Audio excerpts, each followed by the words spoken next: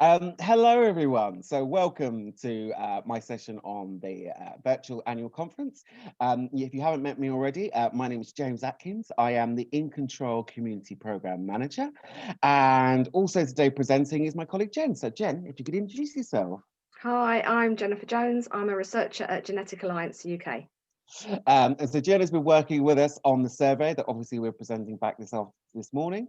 What I would say as well is obviously Jen can't be with us in person on the Saturday, but actually I will be at the end of the session. So you'll be able to ask me questions if you do have any. So I'm just going to share my screen now. So obviously just as a bit of background for somebody that you might not be aware of what we've been doing. So we awarded some funding for Ataxia UK from the National Lottery Community Fund in 2019, and this was for a 3-year period. The InControl team was recruited as a manager and officer post. So I'm the manager and my colleague Shana was recruited in January. And part of the overall InControl project is to decrease feelings of social isolation and increase people's feelings of well-being. Branch and support groups, which has been a long-standing thing at Ataxia UK as part of this work. And we're targeting launching a range of new services for the wider community. Part of this bid was to undertake a survey for the ataxia community. So what services do people want from Ataxia UK, not only just now, but also going forward? As well as having the survey now that we've done this year, we'll also be having a survey at the end of the funding period in 2022 to assess the impact of InControl for the community. We also adapted the survey to also look at people's responses during COVID and lockdown, which has obviously been a big part of 2020. So just as a very brief background, and we had the services session obviously on Friday, but what we're currently doing now in relation to services, we have a weekly activity session on every Friday with movie, film, TV series and music. We'll have a comedy classic session later on today. We also have a telephone befriending service. So for anyone that's feeling isolated or lonely during lockdown, we have trained volunteers to help with that. We also have media ambassadors that work with our communications team around blog posts and social media outings. And then also as well, and there will be a breakout session around this today, hopefully, we'll be having a speech therapy project in development with a consultant, and also using, as obviously as you've seen over the last 2 days with Zoom, a move to delivering support services through Zoom. So looking at our support groups, but other support networks that we can develop. And we've also launched new support groups for the ataxia community. So if any of you guys live in the Southampton area, we have just launched a new support group in that area for everyone. So now I'm going to pass over to my colleague Jen, and then when she needs to move on to the next slide, she will let me know. So Jen, over to you. Thanks, James. Right, as you can see, we had just over 200 responses from the members of the ataxia community. And the way that people could complete the survey was either electronically through SurveyMonkey, or there was also a paper version that went out with the summer edition of the Ataxia magazine. And about just over half were actually completed electronically. So it shows the value of providing paper versions of surveys. The split between males and females was about 50-50, which is really good for survey research. You can see just over half the respondents were from the London and South of England area. And the majority of people were people who are living with ataxia. But there were also some people who said they did both. They lived with ataxia, but they also cared for someone who had ataxia as well. You can see that nearly 3/4 of the people who responded were over the age of 55.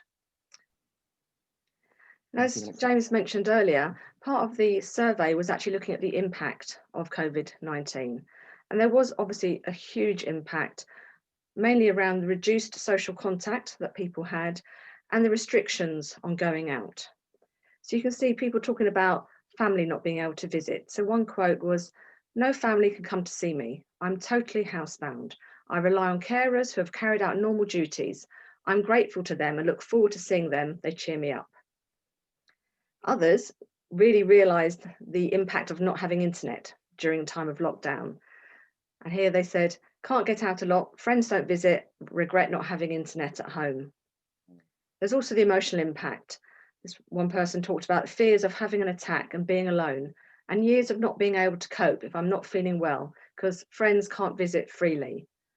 And also there was that physical contact. I miss being able to hug my relations, especially my grandchildren. It's a huge impact of COVID. So we asked people what services they would like, and they're only allowed one answer. So we can think of this as their kind of top answer. And you can see that quite high up the list are things which are kind of one-to-one services. So the helpline, benefits advice, counselling, and advocacy. Well, a little bit further down, there's the group activities. So it's virtual support groups and virtual activity groups. So if we look a little bit more at that and think about the support that's needed or requested, if we think of the groups first, we had virtual activity groups. So people were suggesting things like quizzes or doing things like physio or safe exercises, but also support groups where it was either online forums or face-to-face like Zoom, where they could talk to other members, but also the options occasionally to have specialists or experts be able to speak to them and then being able to ask questions of them. Obviously, the local support groups in sort of face-to-face situations is challenging at the moment, but there was certainly felt that there was a need for these to also include befriending, actually meeting up, outreach and networking with other groups. And we think of more the one-to-one services. So what people were talking about was about either telephone and email helplines, but also actually the contact being the other way around, with ataxia directly contacting them to sort of see if they were okay.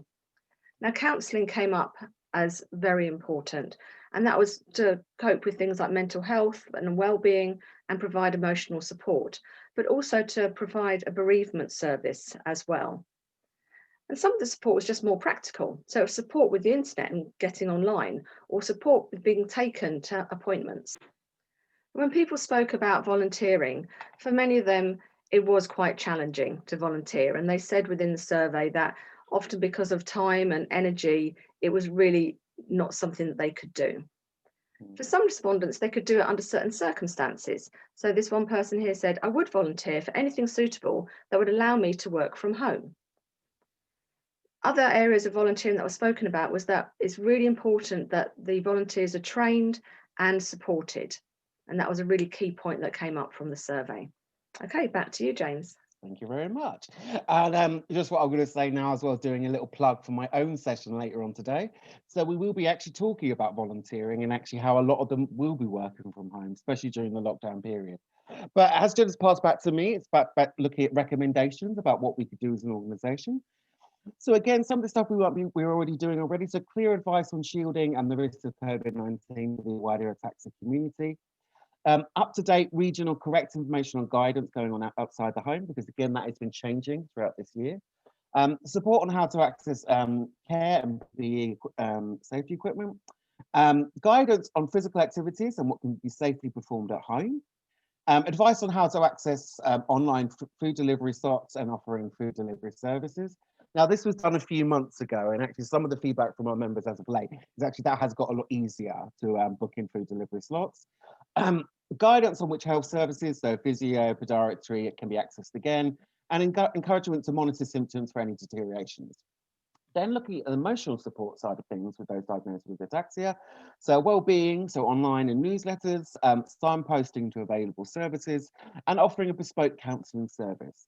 And again, coming out of that was that maybe people that have been affected by ataxia to support others. And then again, similar to what Jim was saying, was advice on claiming benefits and employment rights. So again, recommendations, and again, we've both been saying this, but counselling service for those with ataxia and carers, including a bereavement service as part of this. Face-to-face support groups, obviously, as I said earlier, we do have some online support groups that are running, but obviously we'd like to develop that more. Befriending services, outreach and activity, meet-up sessions all around the UK. Virtual support groups, like I was saying, and then looking as well how we can still bring in, and this has been a big selling point for our existing branches of support groups, when we can bring in either experts and specialists. So whether that's an ataxia-based nurse or a physio, somebody that could actually bring in some really valuable information. And then moving on to information, so improved information services, including atypical symptoms and rarer forms of ataxia.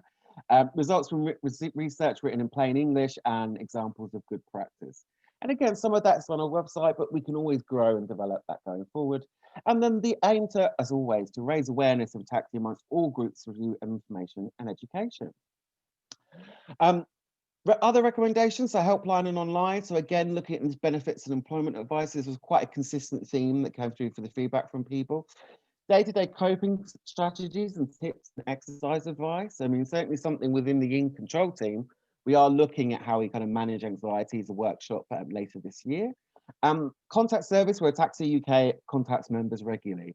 Now, again, if you'd like to come along to our volunteering session this afternoon, I'd be very keen to hear from people's views on that.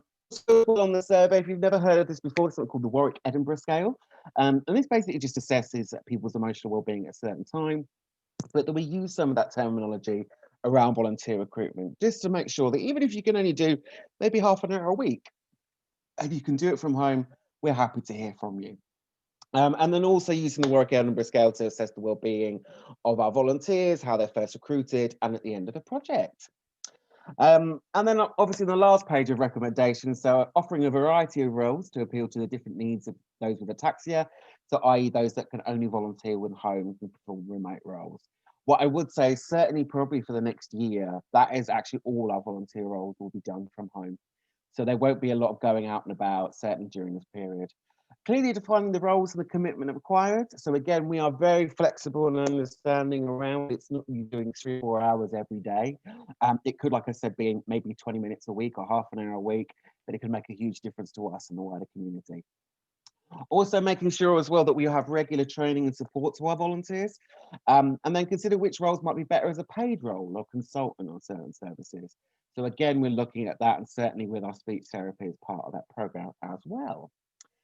So we have now come to the end of our virtual presentation. So thank you so much, Jen, for taking the time to do this. As I was saying earlier, basically, I will be on call after this presentation to answer any questions. But thank you very much, guys.